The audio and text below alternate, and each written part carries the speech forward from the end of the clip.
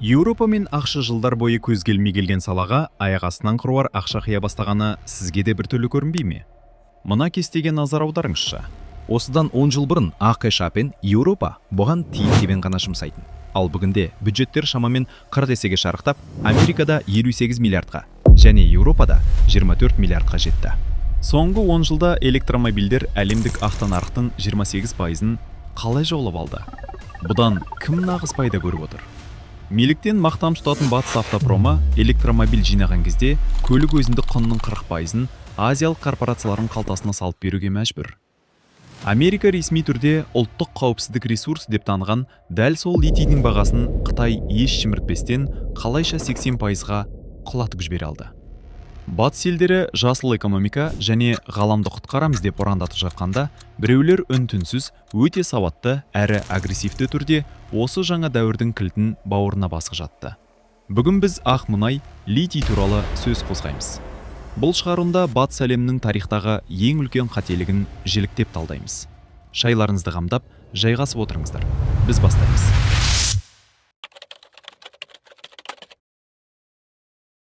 Мына графикке қараңыз. 20 жылға жуық уақыт тып-тыныш, өлі тыныштық. Нөлдік деңгейдегі түзу сызық Нью-Йорк немесе Лондондағы бірде-бір ірі инвестордың қызығушылығын оятпаған еді. Бір кезде бам! 20-21 жылдардан бастап график кілт сынып, тікелей стратосфераға ұшып кетеді.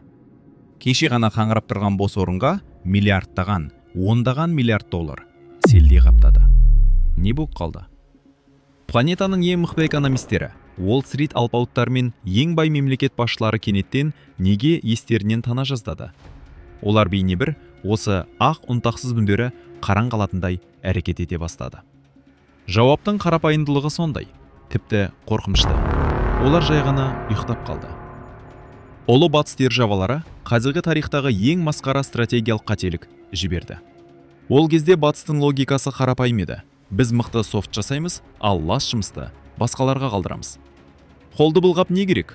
Қытай зиянды зауыттарын сала берсін. Біз олардың арзан батарейкаларын сатып аламыз. Өзіміздің элиталық тачкаларымыз атығамыз да, барлық ақшаны қағып аламыз. Идеал схема, бірақ дәл осы схема ақыры олардың түбіне жетті.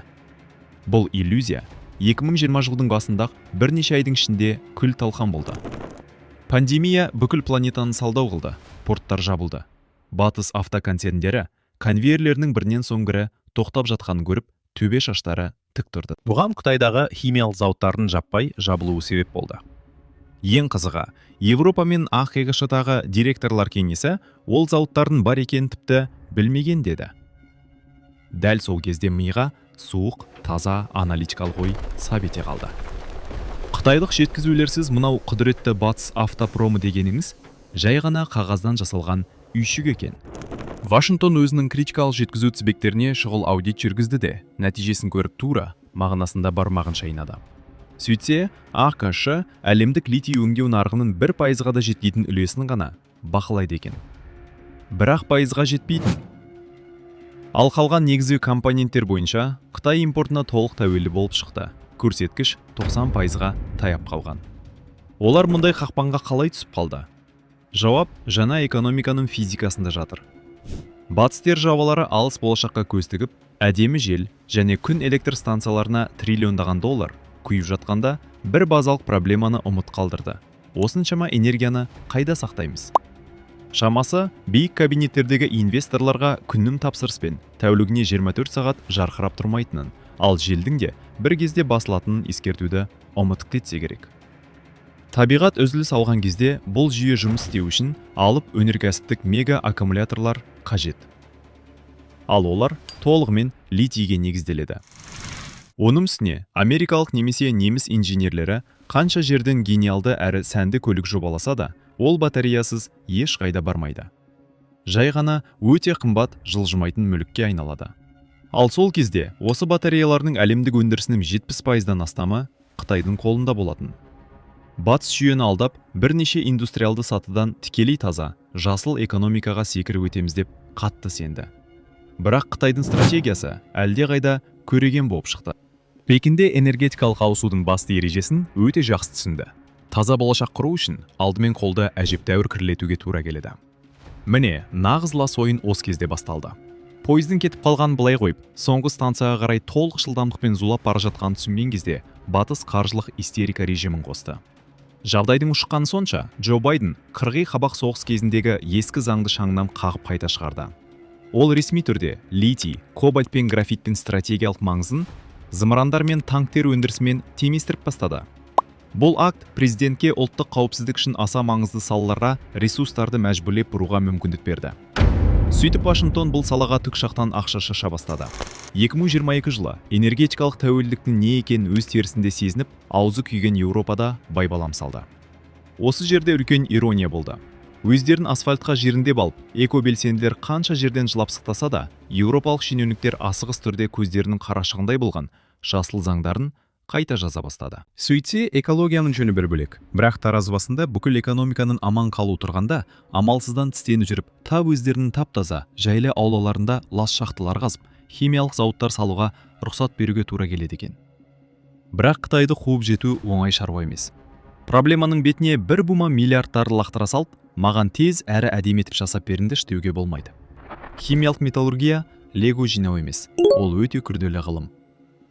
Пекин соңғы 20 жылын дәл осы батарея материалдарына маманданған мыңдаған инженер-химиктер мен технологтарды тәрбиелеуге арнады.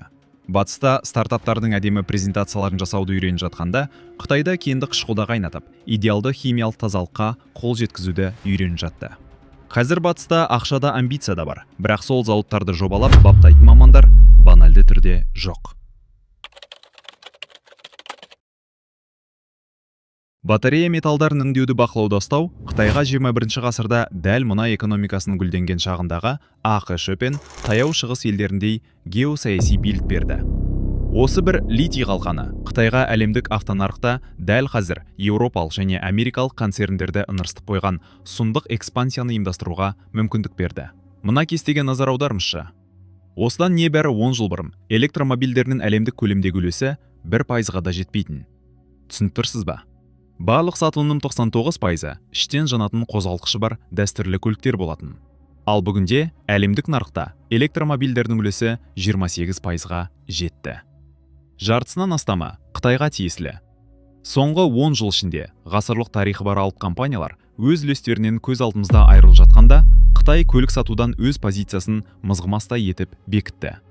Бұл феномен тікелей бір ғана нәрсемен, Пекиннің ақ мұнайдың нағыз құндылығын бірінші болып түсінумен байланысты. Қытайдың автомобиль ғажайыбының басты құпиясы бұл баға. Қытайлық электромобильдің дизайны жынды, бір зарядпен алысқа жабады, ал бағасы еуропалық аналогынан 2 есеге жуық арзан. Олар мұны қалай істейді? Бар мәселе аккумуляторда. Батарея электрокардың ең қымбат элементі, оған бүкіл көлік құнының 40% кетеді. Осы жерде қарапайым әрі қатыгез ереже жұмыс істейді. Батареяның бағасын кім бақыласа, бүкіл әлемдік автонарықты сол бақылайды. Ал енді мына сандарға қараңыз. Өндірістің әртүрлі кезеңдеріндегі Қытайдың толыққанды монополиясы осылай көрінеді. Қытай әлемдік литийдің ширегіне жетпейтін бөлігін ғана өндіреді. Аса көп емес сияқты, балама табуға болатындай көрінеді. Бірақ олар өңдеу нарығының 70%-ын өз уысында ұстап отыр. Австралиядан немесе Африкадан шыққан шикі литий бәрібір Қытай порттарына қарай жетеді. Өйткені бүкіл әлемде оны өнеркәсіптік ауқымда дәл осылай арзан әрі сапалы тазартылатын басқа ешкім жоқ. Нәтижесінде BYD сияқты қытайлық автогиганттар батареяларды тіпті өзіндік құнымен алады десе де болады. Олар литийді өз провинциясындағы көрші зауыттан ала салады. Ал батыс автогиганттары қазір кәдімгі лего жинаушыларға айналды. Егер олар электромобиль жасалысы келсе, жай ғана шанағын дәнекерлейді, орындықтарын қояды, дөңгелектерін бұрап бекітеді де, ең қиын бөлшегін қытайлықтардан сатып алады. Тиісінше, әр машинаның өзіндік құнның 40%-ға жуығы тікелей шығыстың қалтасына кетіп жатыр.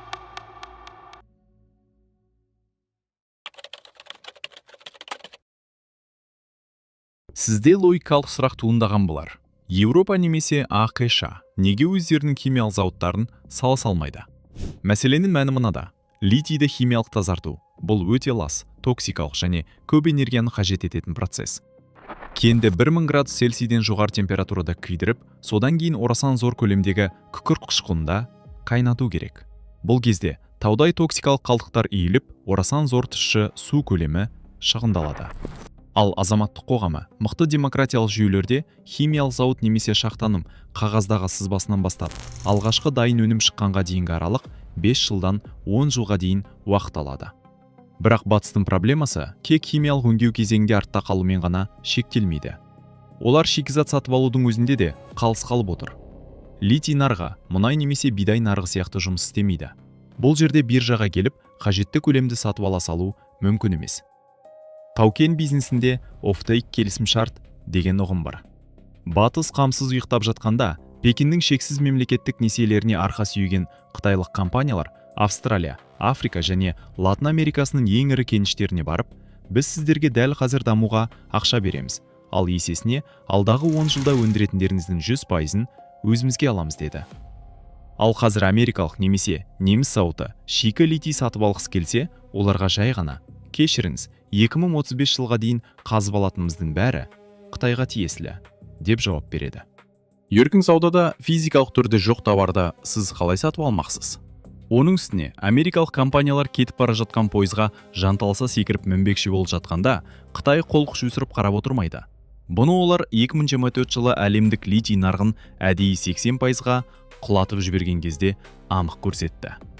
Канадада, ақш-та және Австралияда литий өндіретін тәуелсіз компаниялар пайда бола бастаған бойда, Пекин жай ғана түймені басты да, бағаны рентабелділік шегінен төмен түсіріп жіберді. Сөйтіп жаңа жобаларда ешқандай аяусыз тұншықтырып тастады. Бұл баға құлдырау арқылы Пекин Уолл-стрит инвесторларына өте нақты сигнал берді. Батыс кеніштеріне ақша салуға тырыспай-ақ қойыңыздар. Сіздер ақша салған сәтте біз бағаны қайтадан құлатамыз, ал сіздер миллиардтарыңыздан айырыласыздар. Қорыта келгенде, біз әлемдік экономикадағы түбегейлі өзгерісті байқап отырмыз. Қытай батарея металдар үшін бәсекеде жай ғана жеңіп қойған жоқ. Ол шикізат өндіруден бастап, ең күрделі химиялық өңдеуге дейін абсолютті монополия құрды. Батыс қазір Пекинді қуып жетеміз деп, жүздеген миллиардтарды қиып жатыр. Бірақ технологиялар мен кадрлардағы 20 жылдық артта қалушылықты 1-2 жылда еңсеру физикалық тұрғыдан мүмкін емес. Батыс автопромының азиялық жеткізу тізбектеріне тәуелділігі бұл алдағы 10 жылдықтардағы ешқайда қашып құтыла алмайтын факт. Егер сізге осы талдау ұнаса және глобалды экономиканың негізінде қалай жұмыс істейтінін түсінгіңіз келсе, арнаға жазылып лайк басыңыз. Комментарийде өз ойыңызбен бөлісіңіз. Батыс көшбасшылықта қайтарыла ма? Әлде бұл шайқаста олар біржолата жеңді ме? Көргендеріңізге рахмет. Кездескенше.